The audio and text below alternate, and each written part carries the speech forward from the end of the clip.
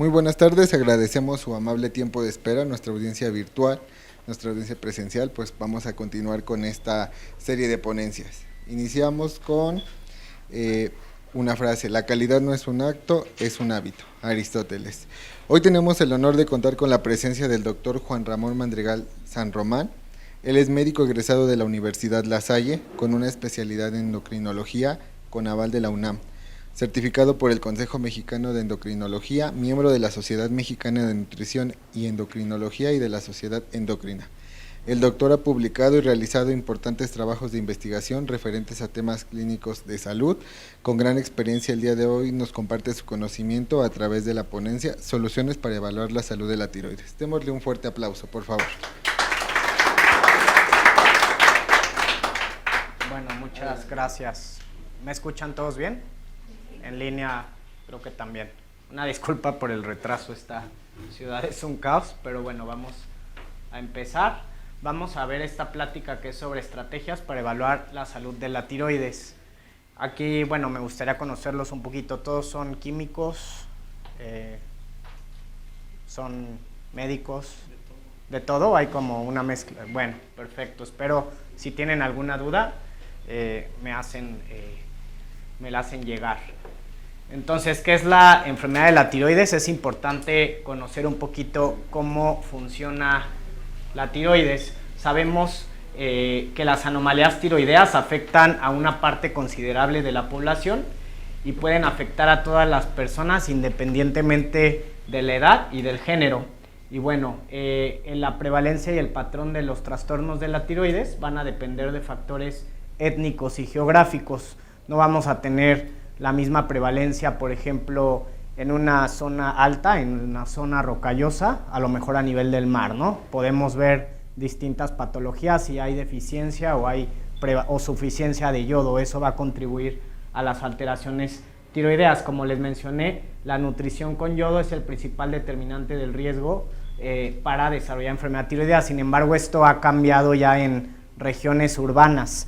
¿Por qué? Porque al yodarse la sal, sabemos que por norma oficial la sal debe de estar yodada y esto ha contribuido a disminuir las enfermedades tiroideas. Sin embargo, nos estamos enfrentando a otro problema grave. Por ejemplo, la sal del Himalaya o estas sales orgánicas que no están yodadas, nuevamente nos han empezado a traer este problema de alteraciones tiroideas. Entonces no hay que dejar eso atrás. Entonces, es un problema mundial. Se sabe que 1 en 20 personas es el número estimado que se verán afectados por enfermedad en la tiroides. Las mujeres están más propensas, hasta 7 veces más que los hombres, a tener problemas. Sí vemos más estas condiciones de las mujeres. En general, los temas hormonales o inmunológicos los vemos más en las mujeres. Del 35 al 40% se va a presentar en la población mundial y va a haber deficiencia de yodo, ¿no? Esta es la condición todavía más prevalente. Y bueno, hay 50 países en el mundo donde la deficiencia de yodo todavía se considera un problema de salud pública, sobre todo en zonas rurales o en zonas marginadas, donde la sal todavía no está yodada, o en zonas rocallosas, ¿no? En montañas todavía hay deficiencia de yodo. Entonces esto contribuye a alteración de la glándula. Entonces la glándula, como incluso yo le digo a mis pacientes, es un órgano pequeño que está adelante de la tráquea, que está en forma de mariposa o incluso en forma de un escudo, y va a desempeñar un papel crucial en el control del metabolismo.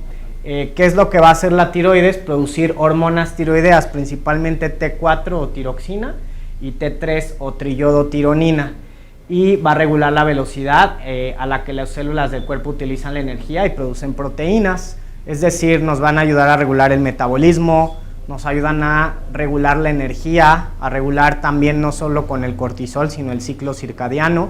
Va a haber más hormonas tiroideas durante la mañana que durante la noche. También nos van a ayudar a regular varios procesos fisiológicos en el cuerpo, como lo es el control del colesterol, de los lípidos. Va a regular a la frecuencia cardíaca, a la presión arterial, en la mujer a los ciclos menstruales. Se sabe que va a tener un papel importante en las funciones cognitivas, ¿no? En la atención, en la memoria, Entonces es importante, como vemos, la tiroides va a participar en muchos procesos metabólicos, ¿no? Y va a estar regulada por lo que conocemos como el eje hipotálamo, hipófisis, tiroides. Entonces, el eje hipotálamo, hipofisario o la glándula pituitaria y finalmente a la tiroides es cómo se va a regular este proceso. Entonces, esto va a elaborar un eje o un sistema de retroalimentación para lograr controlar los niveles de hormonas tiroideas.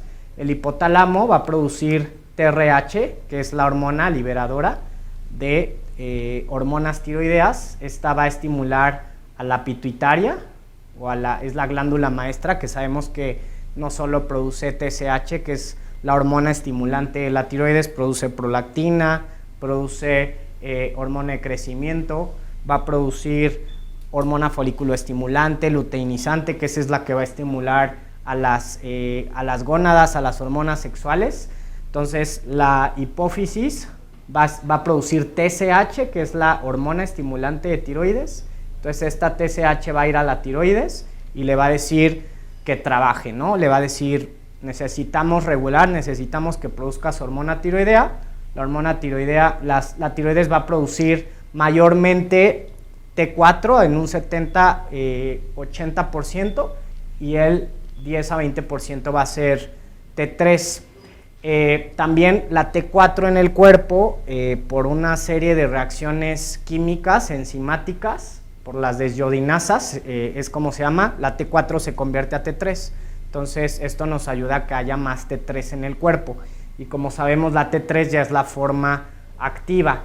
Entonces, cuando hay suficiente hormona tiroidea, esta regresa, sobre todo la T3, de manera negativa, y esto va a llegar a la hipófisis y al hipotálamo para disminuir la producción de TSH. Entonces, como vemos, la producción va desde aquí arriba, si hay suficiente hormona, entonces desde abajo las hormonas vuelven a regresar para que se controle esta producción.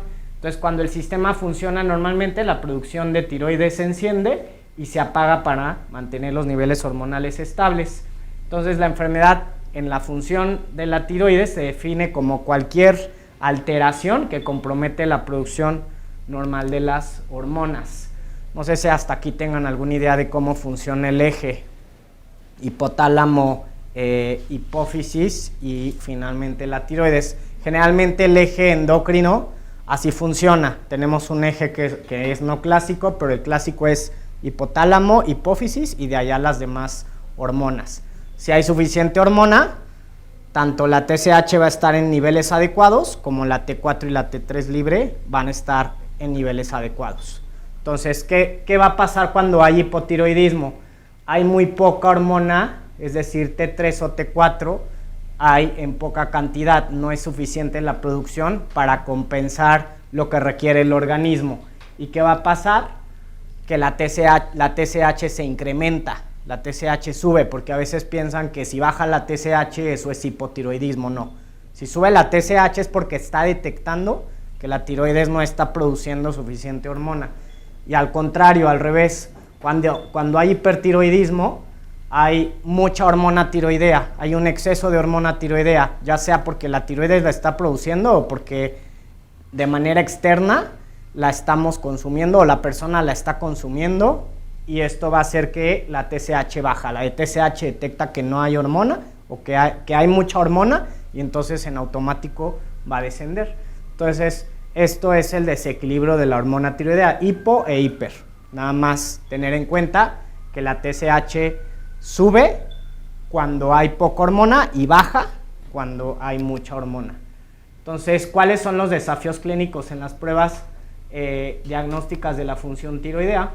Tenemos varias enfermedades, primero que van a afectar la función tiroidea y por otro lado que van a afectar la anatomía o la estructura, es distinto, ¿no? Entonces, ¿qué va a afectar la función de la tiroides? Tenemos al hipotiroidismo, como bien les mencioné. En el hipotiroidismo se incrementa la TSH o puede estar normal y las hormonas tiroideas van a estar bajas. ¿Por qué pensarían que la TSH puede estar normal? y a lo mejor las hormonas tiroideas bajas. Nosotros tenemos algo que se llama hipotiroidismo primario cuando la glándula se daña y eso hace que la TSH suba, se incremente, cuando la tiroides no está funcionando. Pero ¿qué pasa si la producción viene desde arriba, desde la hipófisis o del hipotálamo? Ya es hipotiroidismo secundario, entonces la TSH va a estar normal o no se va a incrementar y estas van a estar bajas porque no hay una señal que vaya de arriba a nivel central hacia la tiroides.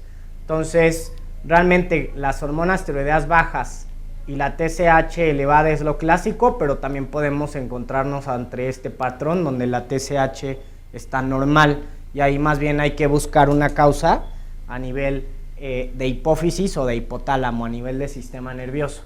De estas causas de hipotiroidismo tenemos el hipotiroidismo congénito, es decir, que la persona nace ya con poca producción de hormona tiroidea, sin embargo ahorita con el tamiz neonatal ya podemos detectarlo. Antes nacían los niños con hipotiroidismo y les ocasionaba muchos problemas de aprendizaje, de crecimiento y una enfermedad que se llama cretinismo, que ahorita ya es muy poco común, ¿no? La tiroiditis de Hashimoto, que es esta enfermedad autoinmune, es decir, el cuerpo produce anticuerpos, el sistema inmunológico ataca la tiroides, la va destruyendo y esto ocasiona que la tiroides llegue al hipotiroidismo, que no produzca suficiente hormona. Tenemos la deficiencia de yodo, como bien lo comentamos, que es la causa más común. ¿Por qué? Porque es el sustrato principal con el cual la tiroides va a producir hormonas tiroideas. Entonces, si no hay yodo, no va a haber hormona tiroidea. Y el hipotiroidismo central, como bien les comenté, si hay daño a nivel de la hipófisis, si hay un tumor, si hubo radiación por otro tumor en el cerebro, que eso dañó a la hipófisis, esto puede ocasionar un hipotiroidismo central o secundario o hipofisario, ¿sale? Entonces, esto es hipotiroidismo. ¿Qué causas tenemos como hipertiroidismo? Sabemos que está disminuida la TSH y las hormonas tiroideas van a estar elevadas. ¿Cuáles son las causas más comunes? Enfermedad de Graves, este es el hipertiroidismo autoinmune. Aquí tenemos anticuerpos que no van a destruir a la glándula, sino que se van a comportar como una TSH. Entonces van a activar al receptor en la tiroides, van a funcionar como si fueran una TSH y van a sobreestimular a la glándula tiroides y esto va a ocasionar que la tiroides produzca más hormonas. Esta es la enfermedad de Graves. Nosotros vemos un perfil tiroideo de esta manera, pero también una manera de corroborarlo los médicos es por la clínica de hipertiroidismo, ¿no? El metabolismo acelerado, la persona anda temblorosa, pierde peso, los ojos es una característica común que se llama proptosis, los ojos saltados, pero clínicamente en los laboratorios podemos medir los anticuerpos antirreceptor de TSH y estos son los que nos van a ayudar a confirmar el diagnóstico. La tiroiditis es una inflamación de la glándula que va a ocasionar que haya mayor liberación de hormona tiroidea y esto por lo regular es algo temporal, puede ser por alguna infección, por algún trauma, etc. Y la estimulación tiroidea normal, esto puede ser por otras causas como también un nódulo tiroideo que está ocasionando destrucción de la glándula, puede ser por algún fármaco que puede ocasionar que la glándula funcione de más. Entonces, esto es la función. Pero, ¿qué hay de la anatomía? De la anatomía vamos a tener el bocio. El bocio significa solo crecimiento de la glándula, que la glándula está aumentada de tamaño. Nosotros lo podemos ver clínicamente cuando vemos aquí un incremento en el cuello, en la parte anterior, lo vemos, o a veces por ultrasonido se puede ver el tamaño de la tiroides incrementado. La enfermedad nodular tiroidea, es decir, que haya muchos nódulos que incrementan el tamaño de la tiroides, y otra son las neoplasias malignas, es decir, que haya cáncer de tiroides, y de estos, bueno, para no ahondar tanto, hay varios tipos de cánceres, pero el cáncer más común o el más frecuente es el papilar, este es el que más frecuentemente encontramos, después el folicular, y ya muy raros, pero que son muy agresivos, son el anaplásico y el medular. Entonces, las pruebas de función tiroidea son muy solicitadas en el laboratorio comúnmente, y ahorita está muy de moda que las personas también, aunque el médico no se los pida, pues van y se hacen un check-up, ¿no? ¿Por qué? Porque pues, buscan en Google y yo creo que tengo esto y voy y pido un perfil tiroideo. Entonces, sin embargo, puede ser difícil de diagnosticar en algunos pacientes y los síntomas pueden ser sutiles y deben siempre de evaluarse en el contexto clínico. Una persona puede sentir fatiga, pero no necesariamente va a ser la tiroides. Puede ser que tenga alteraciones, que la persona no esté durmiendo bien, que no esté alimentándose adecuadamente, que a lo mejor haya algún tema en la glucosa, que haya diabetes, u otra cosa que ocasione fatiga, ¿no?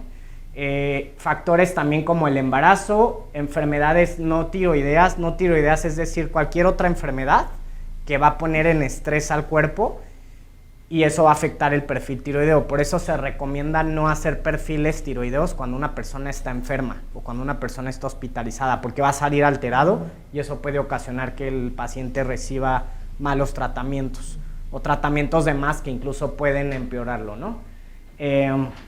Con frecuencia se prefiere la prueba de perfil tiroideo completo para comprender el funcionamiento tiroideo adecuado, pero a veces si nosotros medimos la TSH es suficiente para tener una idea de cómo funciona la tiroides. Y es importante reducir las interferencias en las pruebas para evitar los tratamientos innecesarios o perdidos. Y entonces actualmente la TSH es el indicador más confiable del estado tiroideo a nivel tisular. La TSH nos va a decir cómo se encuentra el eje hipotálamo hipófisis tiroides, nos va a reflejar un modo intrínsecamente indirecto del aporte de hormonas tiroideas, nos va a decir cómo se encuentra el cuerpo, a menos que sea un hipotiroidismo central, pues ya no nos va a decir, ¿no? Pero no es tan frecuente. En una persona sana o teóricamente sana, la TSH es un buen indicador y es muy sensible a las concentraciones plasmáticas de las hormonas tiroideas.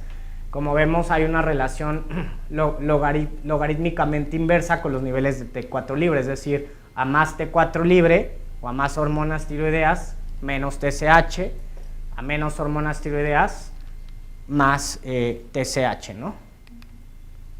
El límite, ¿qué hay de los límites de normalidad? El límite superior normal para la TSH se define como el percentil 97.5 de acuerdo a la población. O sea, nosotros tendríamos que tener valores estandarizados de acuerdo a las poblaciones. No es lo mismo en población hispana que en población caucásica o en población afroamericana o en población asiática. O sea, sí deberían de tener los rangos en distintas poblaciones. Pero aproximadamente se considera que el límite puede ser de 4 o 5 miliunidades sobre litro, según el laboratorio y la población. Pero algunos expertos creen que podría ser menor. Todavía no hay suficientes estudios porque el bajar el rango también podría hacer que se sobretrate a la gente. Todavía no hay suficientes datos para bajar este rango. Y con la edad es importante, los niveles de TSH tienden a aumentar. En personas jóvenes, en edad reproductiva, 40, 50, todavía 60, la TSH en estos rangos está normal, pero arriba de 60, 70, 80 años podemos encontrar que la TSH puede llegar hasta 7 y 8 y eso es normal. No significa que la persona tenga hipotiroidismo, a menos que tenga muchos síntomas y hay que investigar por qué la persona está presentando estos niveles. Según varios estudios, para el rango de 20 a 29 años puede ser de 3.5 a 4 más o menos, y ya para octogenarios, es decir, 70 a 80, la TSH en este rango se considera normal. Entonces sería bueno considerarlo siempre los rangos de laboratorio, ¿no? O si la persona tiene dudas, acudir con el médico para hacer más pruebas para ver si realmente está ante un proceso de hipotiroidismo o no.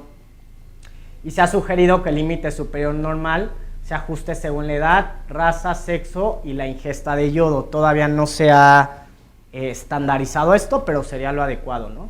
Y bueno, los autores de varios estudios como el Haynes y el estudio de enfermedades tiroideas de Hanford han propuesto el límite de 4.1 para valor normal de la TSH sérica en pacientes que no tengan anticuerpos positivos y resultados normales en el ultrasonido. Entonces esto sería un buen marcador siempre y cuando no haya anticuerpos. A lo mejor si ya sale de este rango, lo siguiente sería solicitar anticuerpos para ver si hay alguna falla y descartando fármacos, descartando enfermedad y otras alteraciones que puedan afectar a la tiroides. ¿Y qué métodos tenemos para medir a la TSH? En los 60s, 80s teníamos al radioinmunoensayo de primera generación. Sin embargo, el límite de detección era de 1 miliunidades sobre litro. Sirve para diagnóstico de hipotiroidismo, es decir, este era el límite inferior, pero realmente menos ya no detectaba. Y no era suficiente para diferenciar TSH normal baja. Entonces era 1 y ya, ¿no? A lo mejor le ponían, ya no detectaba el ensayo, ¿no? Entonces realmente era difícil detectar hipertiroidismo. Después en los 80 salió el ensayo inmunométrico de segunda generación. El límite de detección ya bajó hasta 0.1 y ya nos daba diferencia entre TSH normal y TSH baja, ya nos podía dar más datos. Sin embargo, no nos daba la diferencia en el grado de hipertiroidismo, que a nosotros los médicos sí nos es útil para el tratamiento. Y el ensayo, después apareció el de tercera generación de quimioluminiscencia y este ya, si ven el límite de detección, ya era menos de 0.1, ya era hasta 0.01, incluso ya podía detectar hipertiroidismos leves o lo que nosotros le llamamos hipertiroidismos subclínicos. Se recomienda medir TSH en pacientes ambulatorios siempre que el ensayo utilizado tenga una sensibilidad funcional igual o menor a 0.02, porque esto va a dar más sensibilidad y especificidad. Limitaciones: requiere que la función hipotalámica sea normal, es decir, que no haya alteración. Si la TSH no sube ni baja por algún daño, no se puede considerar fiable. Que el estado tiroideo del paciente sea estable. La TSH es una hormona lábil y realmente está sujeta a muchas influencias hipofisarias no tiroideas como esteroides, somatostatina, dopamina, que pueden alterar la relación TSH-T4 libre. Y como podemos ver en esta tabla, hay muchísimas causas que pueden alterar a la TSH, ¿no? Es decir, la edad, que puede aumentar, como les dije, hasta los 70 años. El consumo de yodo, si hay deficiencia, esto puede ocasionar que haya alteraciones en la TSH. El cigarro, el tabaquismo, sobre todo en exceso, va a ocasionar que la TSH disminuya. Entonces eso es un factor. El tiempo de la toma de la muestra. Entonces se aconseja que se tome el perfil tiroideo en la mañana, ¿no? ¿Por qué? Porque vamos a tener un marcador más fiable de la TSH. La TSH, como les dije, se eleva más en la mañana y va a disminuir hacia la tarde, porque también se rige por un ciclo sueño-vigilia, ¿no? O circadiano. Hay otras alteraciones, para no confundirlos, la presencia de biotina, que vamos a hablar. En algunos ensayos la biotina va a interferir con la medición de las hormonas tiroideas. La enfermedad no tiroidea, es decir, otra enfermedad que pone en estrés al cuerpo, va a alterar a la tiroides, y otras más, ¿no? Varios fármacos, los esteroides, que es común, que ya me inyecté dexametasona porque la rodilla o porque la garganta, y voy y me hago un perfil tiroideo y el perfil sale todo alterado. Entonces siempre es importante indagar. Y en el embarazo, normalmente en el primer trimestre la TSH va a estar baja. ¿Por qué? Porque naturalmente o fisiológicamente en el embarazo aumentan las hormonas tiroideas para la formación del feto y para los requerimientos que necesita tanto la mamá como la formación del bebé. Y bueno, ¿qué hay de las hormonas T3 y T4 totales? Tenemos T3 total y T4 totales. La T3 total y T4 total es la hormona unida a las proteínas. La T3 libre y T4 libre son las que actúan. Entonces, la T3 total y la T4 total van a estar influidas por la cantidad de proteínas, por el estado nutricional del paciente, entre otras cosas. Estos son los rangos sugeridos. La T4 es la principal hormona secretada por la tiroides, les dije hasta en un 80-90%.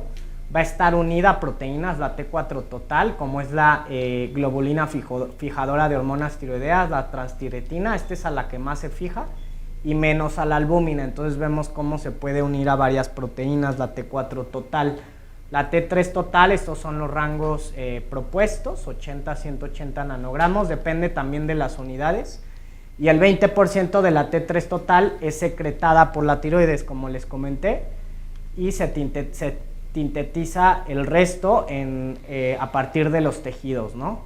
La forma activa está unida a proteínas en la circulación. Los métodos para determinar T4 total y T3 total, en los 70 eran los radioinmunoensayos, y bueno, en la actualidad ya tenemos a los inmunoensayos, ¿no? Inmunométricos, por quimioluminiscencia, el IRMA, el inmunoensayo por fluorescencia polarizada y el enzimático. Y bueno, la desventaja es que puede haber variabilidad, ¿no? Entre uno u otro ensayo, pero estos son los actuales, ¿no? Y puede haber cambios según las proteínas. ¿Qué hay para detectar las hormonas libres, las que actúan? Tenemos los métodos directos, en los que la fracción ligada y la fracción libre de la hormona se separan físicamente antes de la cuantificación. Son técnicas basadas en la unión a anticuerpos diseñadas que solo se mide la hormona libre, es decir, utilizan anticuerpos para medir a las hormonas libres, y estos son los rangos propuestos. Esto puede variar de acuerdo al laboratorio, a la población, pero son los que se han propuesto según las unidades. Y tenemos otros que son los indirectos, el índice de tiroxina libre. Este va a requerir dos determinaciones: determinación de la hormona total y la concentración de la hormona de la proteína transportadora. Lo que hacen es hacer un cálculo, realmente no miden la hormona libre directa, es como tratan de decirnos cuánta hormona libre hay, pero con estas calculando la hormona total y la proteína transportadora. Entonces con esto calculan el índice de tiroxina. Realmente, si ya tenemos las hormonas libres, ya no tendríamos que medir esto, ¿no? O sea, no es tan sensible y específico, porque a veces genera ruido de, es que está todo bien, pero me salió el índice de tiroxina libre. Pues ya no sirve. Si las libres están bien, no tenemos por qué tomar en cuenta el índice de tiroxina libre. Hay algunos institutos, por ejemplo, en el Hospital General, donde a veces no hay hormonas tiroideas libres, y bueno, tienen que basarse en el índice de tiroxina libre, y en base a eso tomar una decisión. ¿Qué hay de la tiroglobulina? La tiroglobulina es una glucoproteína grande producida en las células de la tiroides. Es esta proteína que va a utilizar la tiroides para poder llevar a cabo su metabolismo y producir hormonas tiroideas. Cuando aumenta la tiroglobulina, va a ser en diversos escenarios, como es bocio, o cuando hay hiperfunción tiroideas, como hipertiroidismo. Cuando hay inflamación de la glándula o cuando hay trauma, se va a liberar tiroglobulina, esta proteína de la tiroides, o cuando hay tumores tiroideos o cáncer. De hecho, la tiroglobulina es un marcador que nosotros utilizamos para dar seguimiento en cáncer. Una persona que fue diagnosticada con cáncer de tiroides, se le hizo resección o tiroidectomía, se le quitó la tiroides. Nosotros usamos la tiroglobulina como un marcador de la presencia de tejido tiroideo. Y cuando disminuye la tiroglobulina, cuando hay tirotoxicosis facticias, es decir, que la persona está consumiendo suplementos o hormona tiroidea de manera externa. Y bueno, estos son los valores normales, de 20 a 30 más o menos, y los niveles pueden estar influidos por el tamaño o la masa del tejido cuando hay inflamación y hay estimulación. Entonces, la tiroglobulina es una proteína que se produce en la tiroides, y nos va a hablar del estado de la tiroides o si hay o no tiroides también, ¿no? ¿Qué tipos tenemos de pruebas disponibles? Los ensayos inmunométricos son los más usados en los laboratorios clínicos, son más propensas a interferencia con los anticuerpos antitiroglobulina. Si están presentes los anticuerpos heterófilos pueden ocasionar mediciones altas, entonces puede haber variación. Tenemos los radioinmunoensayos, que es el RIA, son menos sensibles para detectar pequeñas cantidades de tiroglobulina, y el más sensible y específico es la cromatografía líquida o la espectrometría de masas en tándem, que bueno, como muchos químicos saben, pues es de los métodos más sensibles y específicos para detectar en general muchas hormonas, ¿no? O muchos estudios de laboratorio. Generalmente la tiroglobulina se mide en suero, pero también nosotros los endocrinólogos, cuando tomamos una biopsia de la tiroides o hacemos una biopsia de un ganglio buscando presencia de tejido tiroideo, podemos mandar nosotros a analizar el material para ver si hay tiroglobulina. Por ejemplo, en una metástasis, ¿no? Un tumor que hizo metástasis a un ganglio, se toma una biopsia del ganglio y se manda a analizar la tiroglobulina. Si hay tiroglobulina en el ganglio, pues no tendría por qué haber, ¿no? Tiroides en un ganglio, eso podría hablar de metástasis. La utilidad de la tiroglobulina, como les mencioné, evaluar la presencia o extensión en cáncer, diagnóstico de hipertiroidismo facticio si la persona está tomando hormona tiroidea de manera externa, y agenesia tiroidea, es decir, los niños que nacen sin tiroides, ¿no? Entonces, si no hay tiroglobulina, esto es un marcador de que, para complementar, pues, de que el niño no tiene tiroides. Las pruebas con autoanticuerpos tiroideos son anticuerpos circulantes contra varios antígenos que están presentes en la mayoría de los pacientes con trastornos autoinmunes. Tenemos, es decir, cualquier enfermedad como Hashimoto, es decir, hipotiroidismo autoinmune, donde hay anticuerpos que destruyen a la glándula tiroidea, va a ser ocasionada por la presencia de unos anticuerpos como es el anticuerpo antiperoxidasa o el anticuerpo antitiroglobulina, ¿no?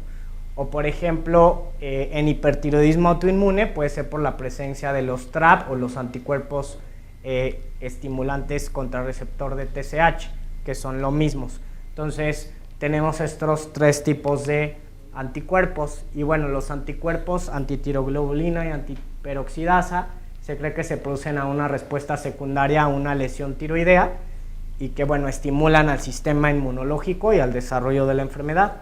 Puede ser varios tipos de anticuerpos, para no hacerlos bolas, son policlonales, son IgG, o sea, son de memoria, no pueden transferir enfermedad madre-feto y pueden contribuir a desarrollar enfermedad, como los antiperoxidasa o los anti-TSH. Los anticuerpos pueden estar presentes en el 10% de la población sana y pueden no ocasionarles enfermedad, pero casi siempre en personas con hipotiroidismo autoinmune que tienen anticuerpos van a desarrollar la enfermedad, ¿no? Y el 80% de anticuerpos van a estar en hipertiroidismo autoinmune, entonces sí van a complementar al diagnóstico.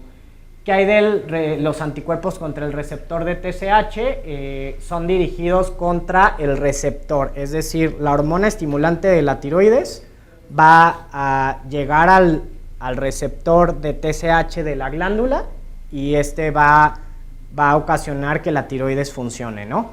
Que la tiroides produzca hormona tiroidea. Pero cuando hay anticuerpos, estos simulan a esta hormona TSH de la hipófisis. Y puede haber de dos clases, los que la estimulan a trabajar de más o los que la inhiben. Los más frecuentes son los que la estimulan. Cuando la inhiben, lo que hacen es hacer que no funcione la glándula, pero son muy infrecuentes. Son específicos para enfermedad de Graves, que es el hipertiroidismo autoinmune. Casi todos los pacientes con enfermedad de Graves tienen niveles detectables, hasta casi un 95%. Están presentes en el 10 a 15% de los pacientes con Hashimoto, aunque no es tan frecuente, y bueno, son los únicos en los seres humanos. ¿Cuál es la prevalencia de autoanticuerpos en general en la población? En la población general, realmente los anticuerpos contra el receptor de TSH en población sana tendrían que ser 0, ¿no? Porque sí ocasionan enfermedad. Pero los anticuerpos antitiroglobulina y los antiperoxidasa que ocasionan hipotiroidismo sí van a estar frecuentes hasta en un 5-20% o en un 8-27%. En Graves, los anti-TSH están frecuentes en un 80-95%, los antitiroglobulina en un 50-70% y los antiperoxidasa también. En tiroiditis inmunitaria igualmente van a estar frecuentes. En los familiares, los anti-TSH, como les comenté, en población sana no se encuentran, pero las antitiroglobulina y los antiperoxidasa sí son más frecuentes de encontrarlos. Este es un ejemplo de cómo, un ejemplo de flujo de pruebas de salud tiroidea. Y bueno, las pautas médicas pueden variar a nivel mundial y algunos recomiendan ejecutar, como les comenté, tanto TSH como T4 libre, y cada laboratorio puede establecer o confirmar sus rangos esperados de rangos específicos, de ensayos específicos. Entonces tenemos a nuestro paciente, es un paciente que va al laboratorio, no tiene enfermedad tiroidea o sospechada. ¿Qué es lo que hace? Pide un perfil tiroideo o mide TSH. La TSH, estos son los rangos, de 0.4 a 4 es lo normal. Si la TSH está elevada, vamos a sospechar hipotiroidismo y entonces ordenar la T4 libre. Inicialmente lo ideal sería tener el perfil completo, ¿no? Pero si no, este sería para fines institucionales y para ahorro de costos, se pide solo TSH. Si la TSH está normal, se descarta, ¿no? Y la persona no tiene síntomas. Pero si sí tiene síntomas o la TSH ya está elevada, entonces hay que pedir T4 libre. Si la T4 libre es normal, hay que pedir anticuerpos y también descartar si hay fármacos o si hay otras enfermedades. Si la T4 libre está baja, entonces ya seguramente la persona tiene hipotiroidismo y se puede considerar solicitar anticuerpos para definir si la enfermedad es inmunológica. Si la TSH está bajita, hay que pedir T4 libre. Si la T4 libre está alta, entonces hipertiroidismo, ¿no? Si es baja, entonces si la TSH está baja y la T4 libre está baja, entonces pensamos de un problema a nivel de hipófisis o hipopituitarismo. Si el perfil está dentro del rango esperado, pues no más pruebas, a menos que el médico o el profesional de salud considere solicitar otro perfil. Si la TSH está normal y la T4 libre alta, hay que descartar tratamiento con hormona tiroidea, un estado de embarazo, tiroiditis, una inflamación de la glándula, fármacos o incluso la biotina nos puede ocasionar este perfil, TSHs bajas y hormonas tiroideas altas, y considerar las pruebas de anticuerpos para descartar enfermedad. En cáncer de tiroides, como bien les comenté, como es papilar y que los pacientes estén posoperados, que les hayan quitado la tiroides o les hayan dado yodo, hay que checar perfil tiroideo y hay que medir tiroglobulina y anticuerpos, ¿no? Para seguimiento del cáncer.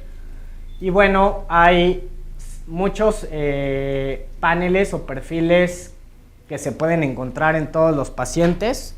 Esto es mucha información, pero como podemos ver, tenemos aquí 7 tipos de paneles y de acuerdo al panel, pues es la enfermedad que podemos encontrar.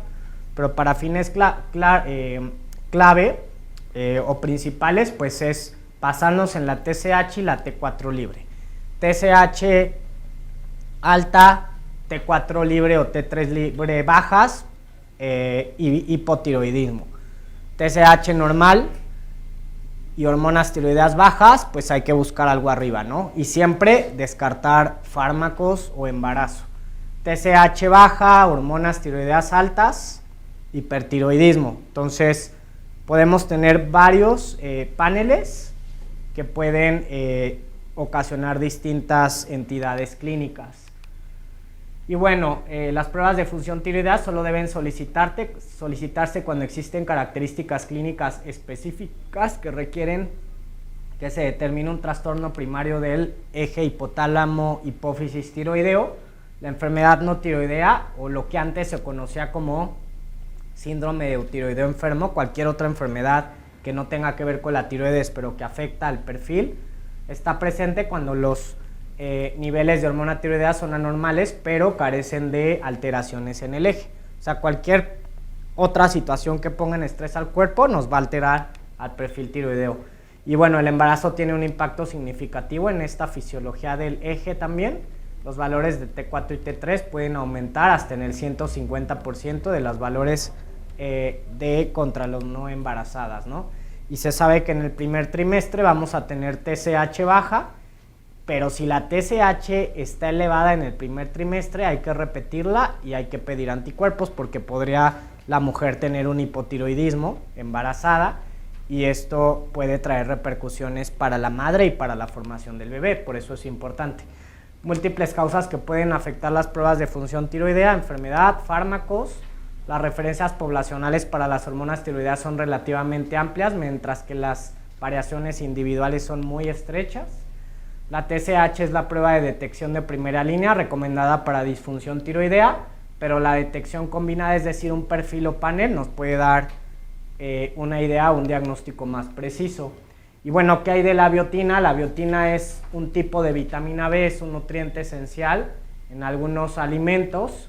También en suplemento está muy de moda ahorita, que en las gomitas, que en multivitamínicos para el cabello está muy de moda, las mujeres le están tomando a dosis muy altas y estas pueden interferir con varios ensayos que utilizan IBBD y bueno, pueden dar resultados falsamente altos o bajos. Su laboratorio puede elegir las pruebas no afectadas por la interferencia de biotina y los ensayos de Abbott no utilizan un método de captura de biotina streptavidina libre durante el proceso de las pruebas de las muestras. Hay que checar qué ensayos utilizan estos métodos y de preferencia, si una persona saca cita para hacer un perfil tiroideo, suspender el suplemento de 3 a 5 días antes de hacer el perfil tiroideo, porque si no puede salir alterado. Si es un ensayo que no utiliza esto, entonces no hay problema. Y bueno, la biotina que está tan de moda ahorita y que tanto hombres como mujeres lo están consumiendo, pues por mejorar el cabello, las uñas, etcétera, ¿no? Y bueno, las soluciones para las pruebas de la función tiroidea, este es el portafolio de Abbott de tiroides, que como podemos ver tenemos 2 tipos de kit y que como tal nos van a ayudar a medir todo lo que acabamos de ver, ¿no? Es decir, TSH, T4 libre, T4 total, T3 libre, T3 total, anticuerpos, tiroglobulina, incluso la captación, ¿no? Y el Alinity, que también nos va a ayudar a medir todo excepto tiroglobulina, pero nos va a ayudar a medir los TRAP o los anticuerpos del receptor de TSH. Y bueno, las referencias, y gracias, no sé si tengan alguna duda o comentario.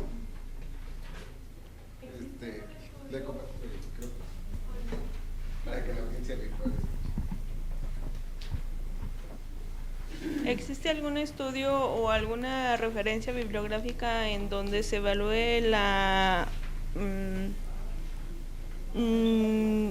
el desuso de la captación? O sea, que ya no se reporte la captación, o que ya sí, no la tiene... captación de yodo ya no se usa, de hecho no sé por qué lo siguen reportando los perfiles. El mejor, sí, por ahí hay un paper, si quieren luego se los mando, pero sí, el estudio más fiable para medir yodo es el yodo urinario de 24 horas para ver el estado de yodo del paciente.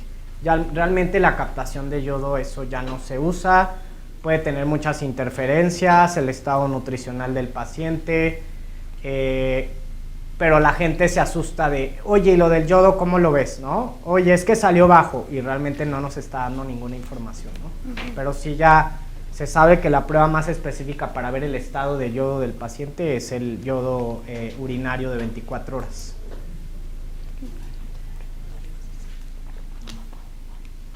No sé si tienes alguna otra... Entonces, como tal de su utilidad, no.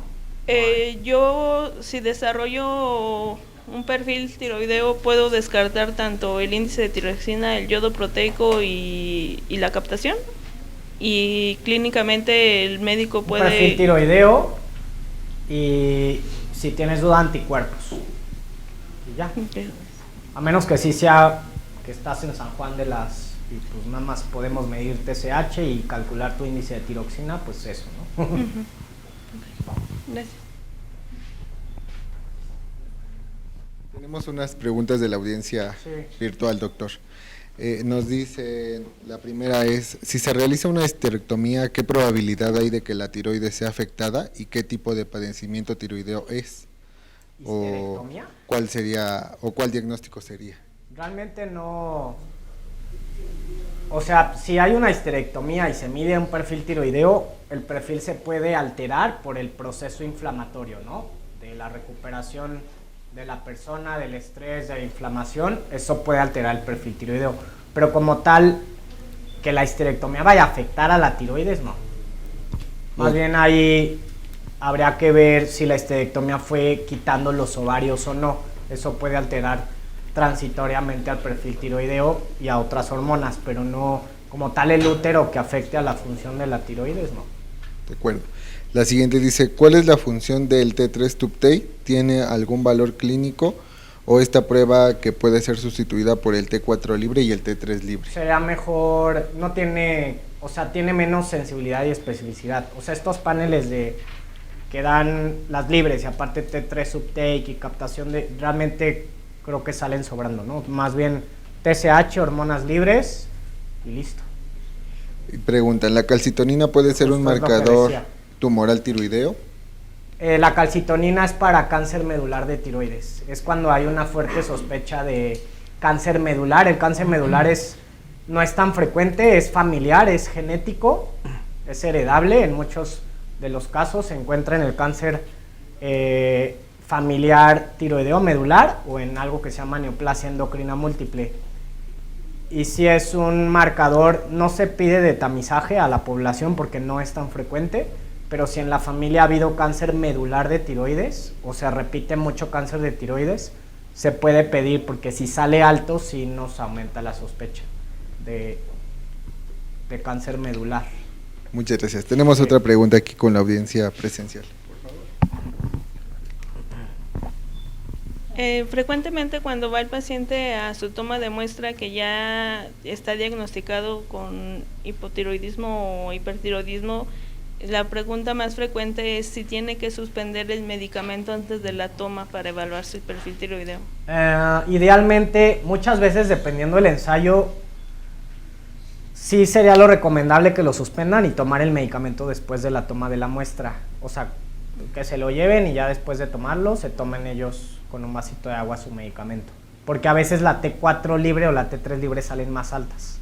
Y es por la toma, justo que lo tomaron antes y eso transitoriamente puede elevar los niveles.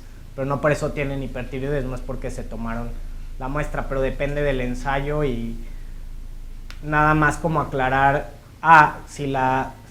tomaste tu levotiroxina, si es que mi médico me dijo que no debía de suspenderla, puede salir la T3 o la T4 un poquito arriba de lo normal y es por eso y no pasa nada, ¿no? Pero lo ideal sí sería tomar el medicamento después de la toma de la muestra. Sí. En todo caso, ponerlo como observación. Como observación. El paciente refiere haber tomado su medicamento. Su medicamento, sí, eso sería buenísimo. Yo siempre les pregunto a todos mis pacientes, ¿de la tomaste? Sí, es por eso. Y siempre coincide, ¿no?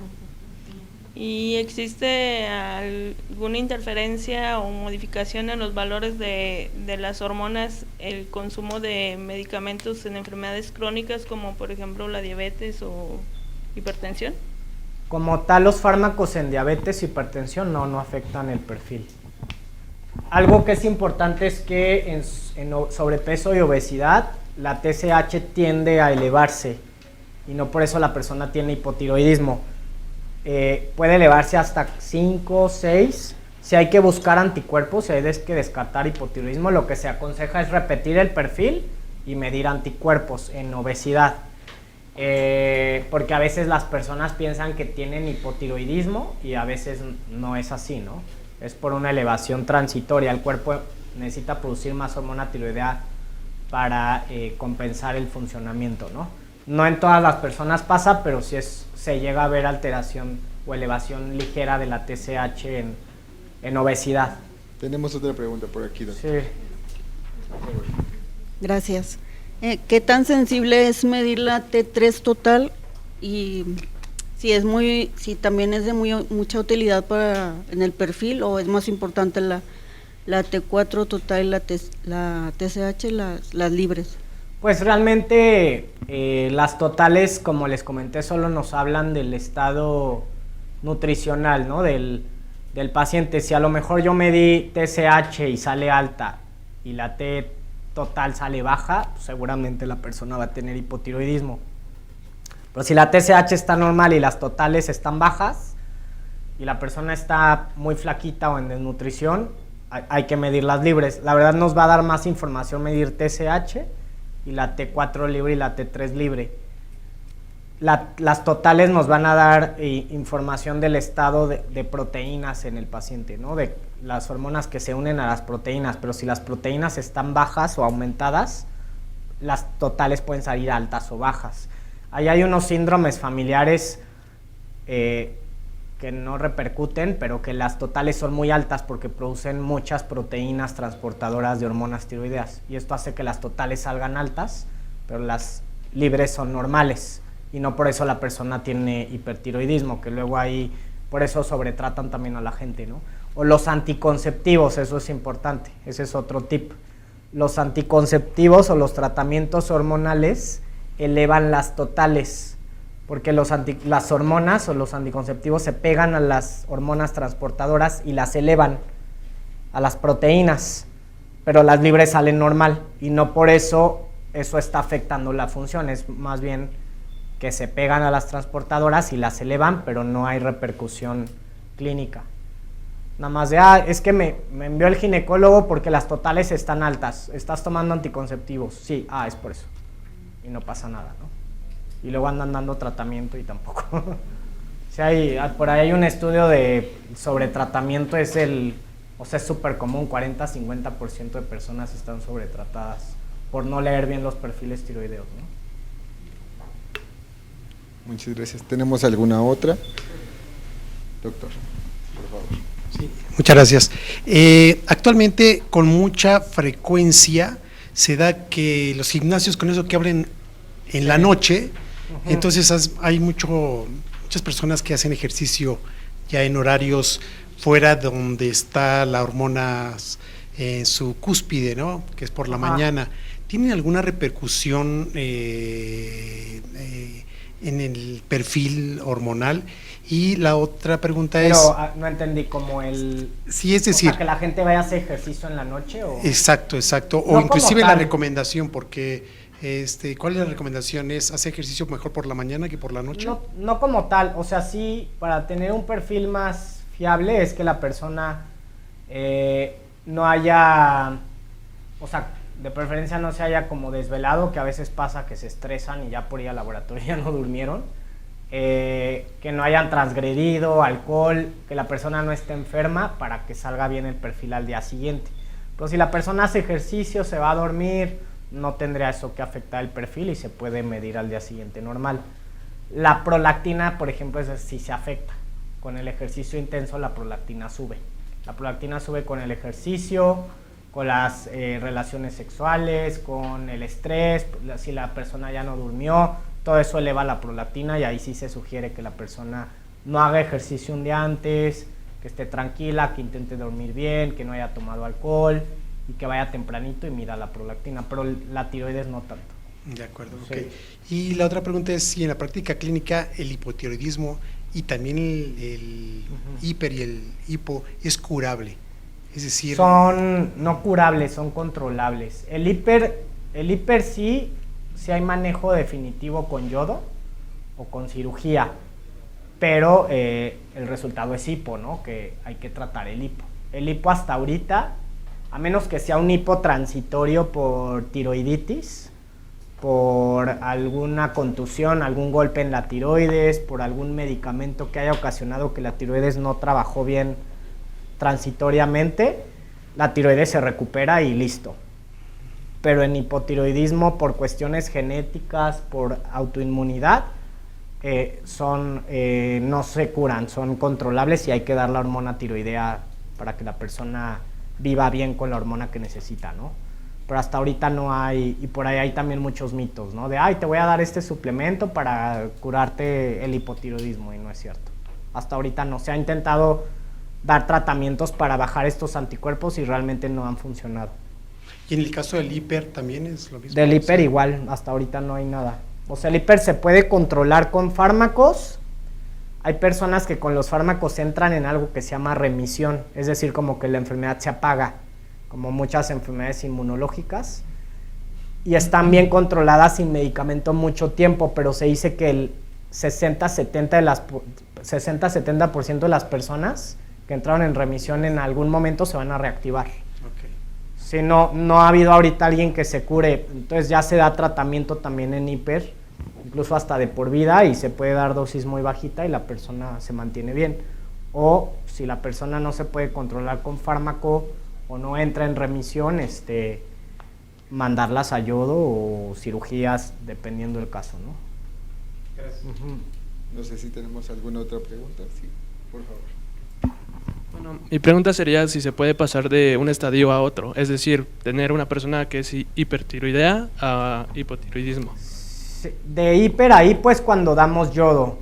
Normalmente no, es raro ver un hiper que se transforme en hipo. De hipo a hiper sí he visto casos, o sea, sí hay casos, es muy poco común, pero justo como les comenté, cuando tienen los dos anticuerpos, tanto los peroxidasa, los antitiroglobulina y aparte tienen anti-TSH, sí ha habido casos que viran, ¿no? Que se transforman a hiper, son muy poco comunes.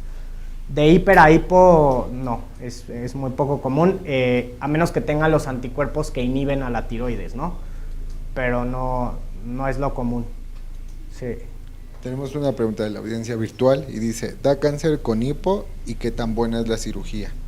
¿Cómo da cáncer? Ajá, que si da cáncer con hipo y qué tan buena es la cirugía. No es tan común. Normalmente cuando hay nódulos, o sea, nódulos muy grandes que destruyen a la tiroides, esos pueden ocasionar hipo y a veces esos nódulos siempre que hay un nódulo en la tiroides hay que estudiarlo y hay que ver que no sea maligno, ¿no? Pero no como tal que el hipo ocasione cáncer, no es frecuente, es muy bajo el riesgo. A menos que haya un nódulo aparte, un nódulo sospechoso, y eso es independiente del hipo, ¿no? Ok. ¿Alguna otra pregunta? Pues brindémosle un fuerte aplauso al doctor.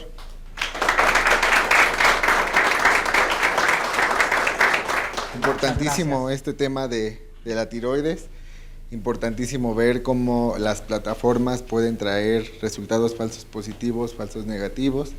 Es importante tener monitoreadas las plataformas, verificadas, conocer si tienen reacciones a algunos medicamentos, a la biotina. Y bueno, hoy sabemos que Microtec está en punta de lanza con estos temas, implementando pruebas nuevas. Tenemos de todo el panel, todas las pruebas se hacen aquí, todas se entregan el mismo día. Y pues agradecemos al doctor por su presentación. Es momento de llevar a cabo la clausura. Pues es el último día de estas pláticas que han enriquecido a lo largo de la semana cada uno de nuestras prácticas profesionales. Para esto cedo el micrófono a la directora general, licenciada Delia Dávila. Gracias, Químico. Buenas tardes a todos. Muchísimas gracias por haber venido a estas jornadas, nuestras primeras jornadas del Grupo Microtec. Espero que hayan sido de su agrado estas pláticas tan interesantes, útiles para el crecimiento profesional de todos. Muchísimas gracias a la audiencia virtual. Tuvimos muchísima audiencia a nivel nacional, incluso Centroamérica, lo cual a nosotros, bueno, nos agrada muchísimo el poder tener contacto con otras personas, incluso fuera del país. Y pues agradecer a todo el staff interno que hizo posible esto, evidentemente a nuestro aliado estratégico, a Abbott, muchísimas gracias por las ponencias, el apoyo, ha sido bastante enriquecedor esto, doctor, le agradezco muchísimo la plática. Y bueno, pues de antemano para mí ha sido un honor el haberlos recibido aquí. Esta es su casa, esto es lo que somos. Y bueno, pues el día de mañana todavía sigue la celebración. Vamos a un open house para que podamos conocer más qué hacemos aquí en Ciudad de México, en Matriz, y que pues nos puedan conocer un poco más. Sin más, queda cerrada, clausurada las jornadas académicas y por favor estén en sintonía con nosotros en nuestras redes sociales, en nuestra página web, porque esta emisión evidentemente pues va a haber una segunda el siguiente año, porque creo que ha sido todo un éxito y queremos repetirlo. La capacitación siempre es buena para todos. Y pues muchísimas gracias, un aplauso para ustedes. Gracias.